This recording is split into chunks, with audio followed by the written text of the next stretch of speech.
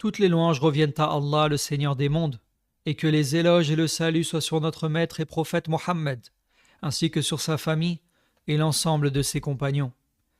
Les périodes de grand bien se renouvellent pour les serviteurs, par effet de la grâce d'Allah et de son immense générosité. À peine un rite se termine, qu'une autre adoration lui fait suite, afin que les serviteurs puissent se laver de leurs péchés et s'élever en degrés. Nous voilà maintenant dans les 10 jours bénis, les meilleurs jours et les plus méritoires, les plus nobles mais aussi les plus importants. Allah jura par eux en disant, selon la traduction des sens des versets, par l'aube et par les 10 nuits. Masrouq, qu'Allah lui fasse miséricorde, a dit, il s'agit des 10 jours où se trouve le jour du sacrifice. Ce sont les meilleurs jours de l'année. Ils font également partie des jours sacrés d'Allah et du dernier mois qu'Allah a déterminé dans sa parole. Selon la traduction des sens du verset, le pèlerinage se déroule en des mois déterminés. Ka'b, qu'Allah lui fasse miséricorde, a dit, le mois sacré qu'Allah aime le plus est celui de Dhul Hijjah, et ce qu'il aime le plus de ce mois sont les 10 premiers jours. Ces journées sont meilleures que celles des 10 derniers jours de Ramadan. Le prophète, éloge et salut d'Allah sur lui, a dit, les meilleurs jours d'ici-bas sont les 10 jours de Dhul Hijjah, rapporté par Ibn Hibban. Cheikh al-Islam, qu'Allah lui fasse miséricorde, a dit, les journées des 10 jours de Dhul Hijjah sont meilleures que les 10 dernières journées de Ramadan. Cependant, les 10 dernières nuits de Ramadan sont meilleures que les 10 premières nuits de Dhul Hijjah. Le mérite des 10 jours de Dhul Hijjah est dû aux principales adorations que l'on y retrouve, à l'instar de la prière, du jeûne, de l'aumône et du pèlerinage. Cela ne se présente dans aucune autre période de l'année. Le fait que les nuits et les jours se différencient dans les mérites pousse le serviteur à tirer profit du bien qui s'y trouve. L'une des manières de tirer profit des 10 jours est de multiplier les œuvres pieuses. En effet, l'œuvre pieuse accomplie durant ces 10 jours est meilleure que la même œuvre accomplie à tout autre moment.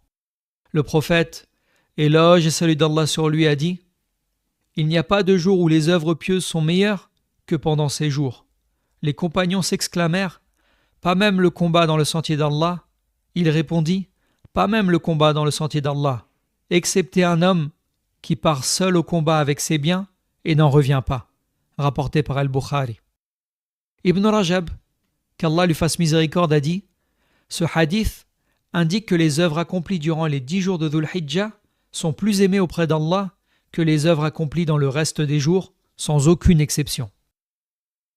Les pieux prédécesseurs redoublaient d'efforts dans les œuvres pieuses durant cette période. Lorsqu'entraient les 10 jours de Dhul Hijjah, Saïd ibn Jubayr, qu'Allah lui fasse miséricorde, faisait tellement d'efforts qu'il était très difficile de faire la même chose. L'une des faveurs d'Allah qui témoigne de sa générosité est la multitude d'adorations que l'on peut accomplir tout au long de ces jours. Parmi elles, il y a le fait d'évoquer Allah en abondance. Allah exalté soit-il a dit, selon la traduction des sens du verset, afin de mentionner le nom d'Allah en des jours déterminés. Ibn Abbas, qu'Allah soit satisfait de lui ainsi que de son père, a dit en commentaire de ce verset, il s'agit des 10 premiers jours de Dhul Hijjah. Mentionner Allah, exalté soit-il, en ces jours est l'une des meilleures adorations. Le prophète, éloge et salut d'Allah sur lui, a dit en effet, il n'y a pas de jour où les œuvres sont aussi grandioses et autant aimées auprès d'Allah que ces 10 jours. Alors multipliez-y le tahlil, c'est-à-dire le fait de dire la ilaha illallah, le takbir, c'est-à-dire le fait de dire Allahu Akbar, le tahmid, c'est-à-dire le fait de dire alhamdulillah. Et c'est un hadith qui est rapporté par Ahmed. L'imam al-Nawawi, qu'Allah lui fasse miséricorde, a dit, il est recommandé de multiplier les formules d'évocation durant ces 10 jours, plus que dans les autres. Tout comme il est davantage recommandé de le faire le jour de Arafat que le reste des 10 jours. Et la meilleure évocation est de réciter le livre d'Allah. Il est en effet un guide et une lumière évidente. Prononcer le takbir, c'est-à-dire le fait de dire Allahu Akbar, de façon absolue, à tout moment, est l'un des rites des 10 jours de Dhul Hijjah.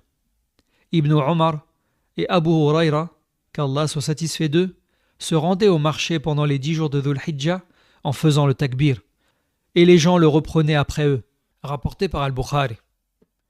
Il est aussi légiféré de prononcer le takbir de façon restreinte, après chaque prière. Cela commence dès la prière de l'aube, la prière du Fajr, le jour de Arafat, pour les pèlerins et les non-pèlerins, et ce jusqu'à la prière du Asr, le dernier jour de Tashriq. L'aumône est une œuvre pieuse. Elle soulage les afflictions et dissipe les peines. Elle est d'autant plus méritoire quand elle est accomplie dans les moments de nécessité et les périodes importantes. Le prophète, éloge et salut d'Allah sur lui, a dit « Celui qui entretient une veuve ou un pauvre est semblable à celui qui combat dans le sentier d'Allah. » Et je crois, dit le rapporteur, qu'il a également dit « Et il est semblable à celui qui prie sans s'arrêter et au jeûneur qui jamais ne rompt son jeûne. » Et c'est un hadith qui est rapporté par Al-Bukhari et Muslim.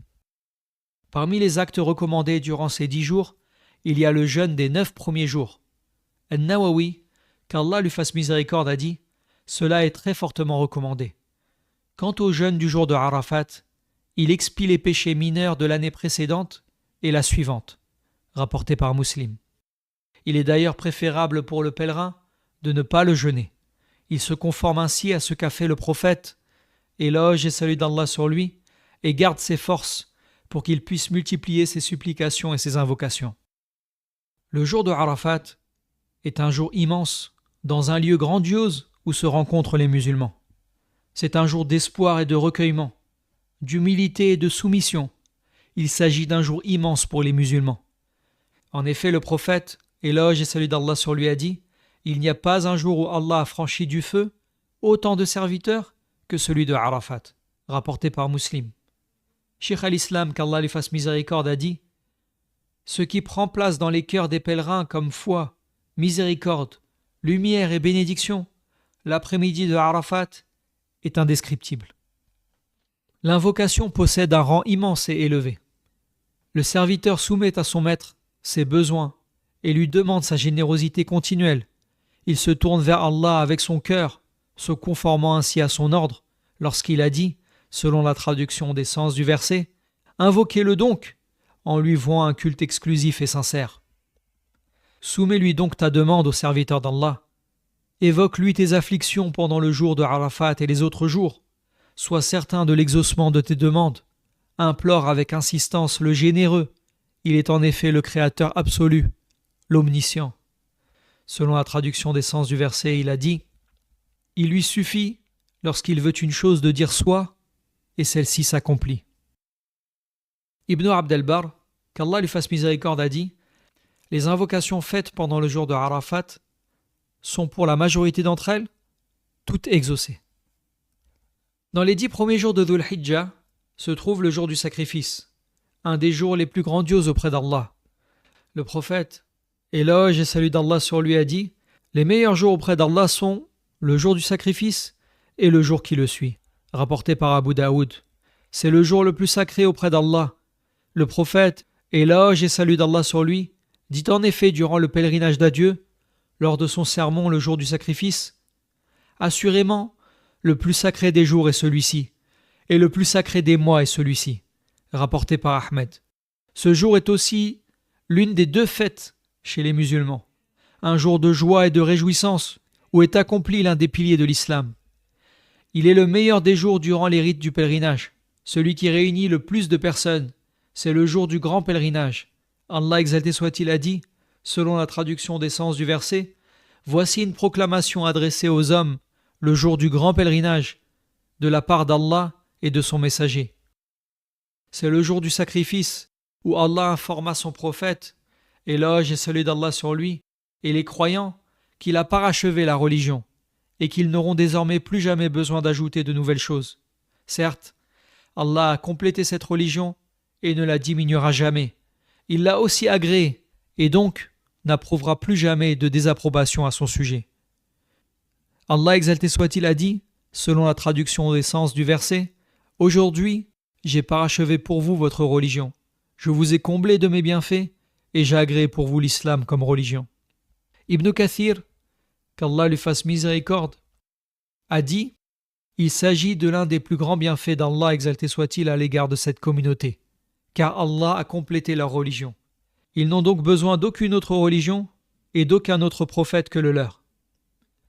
Le jour de la résurrection, Allah questionnera chaque prophète à propos de leur transmission du message à leur communauté. Le prophète, éloge et salut d'Allah sur lui, a dit « Vous serez questionné à mon sujet concernant la transmission du message », rapporté par Muslim.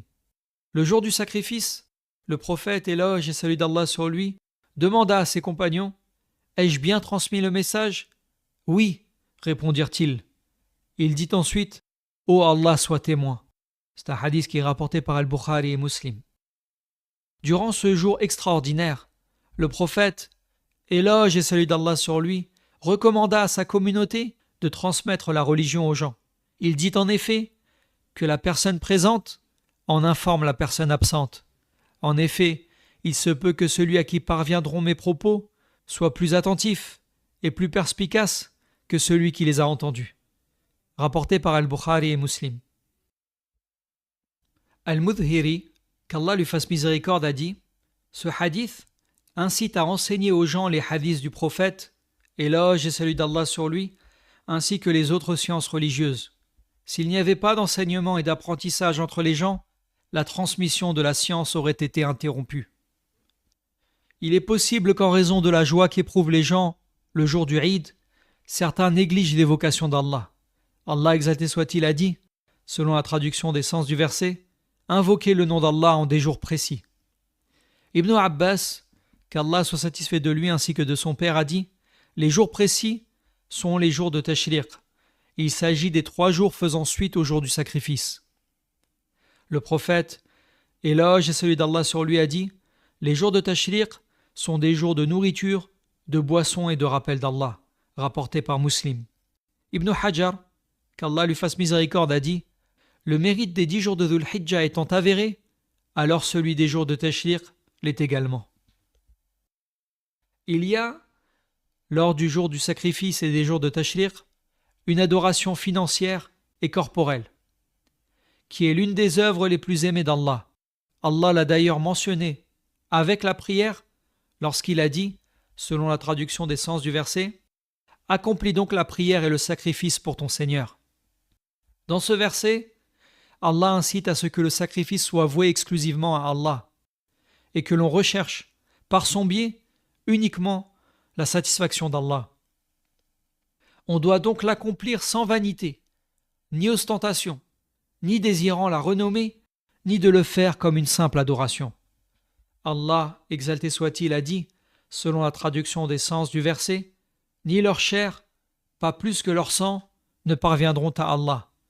Seules lui parviennent les œuvres que vous accomplissez dans le but de lui plaire. » Et il est rapporté que le prophète, éloge et salut d'Allah sur lui, sacrifia de ses propres mains 2 béliers noirs et cornus à la laine blanche.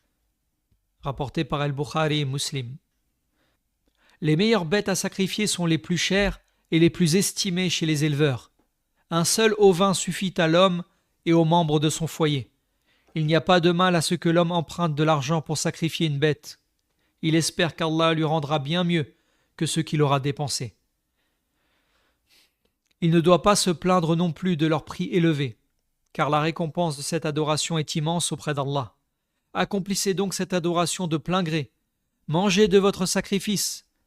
Nourrissez-en les autres et faites-en aumône. Partez aussi à la recherche des pauvres pour dépenser vos aumônes et offrez des cadeaux à vos proches et vos voisins. Quiconque désire égorger, il lui est alors interdit d'enlever de ses poils ou de ses ongles. Le prophète, éloge et salut d'Allah sur lui, a dit « Quiconque a un animal à sacrifier, lorsque le croissant de Dhul Hijjah apparaît, qu'il ne se coupe ni les cheveux ni les ongles jusqu'à ce qu'il accomplisse le sacrifice. » Rapporté par Muslim. La dangerosité des péchés s'accroît lorsqu'on les commet pendant les périodes de miséricorde et de bien. Allah exalté soit-il a dit, selon la traduction des sens du verset, Allah a décrété, le jour où il a créé les cieux et la terre, que l'année se composerait de 12 mois, dont 4 sont sacrés. Tel est l'ordre établi par Allah, que nul ne se montre injuste durant ces mois. Qatada, qu'Allah lui fasse miséricorde, a dit, commettre l'injustice durant les mois sacrés est plus grave encore que si elle était accomplie dans d'autres mois, bien que l'injustice reste, en soi, très grave. mais Allah accroît ce qu'il veut de son ordre. Le bienheureux est celui qui tire profit des périodes de bien que l'on retrouve dans des mois, des jours et des heures déterminées, et qui se rapproche de son maître en y pratiquant de nombreuses adorations. En agissant de la sorte, il se pourrait qu'une miséricorde le touche et qu'il connaisse le bonheur éternel. Il se sentira ainsi à l'abri de l'enfer et de sa chaleur, et il triomphera d'un paradis aussi large que les cieux et la terre. Selon la traduction des sens du verset, il est dit « Empressez-vous vers le pardon de votre Seigneur et un paradis aussi large que les cieux et la terre, préparé pour ceux qui croient en Allah et en ses messagers. Telles sont les faveurs infinies d'Allah qu'il accorde à qui il veut. »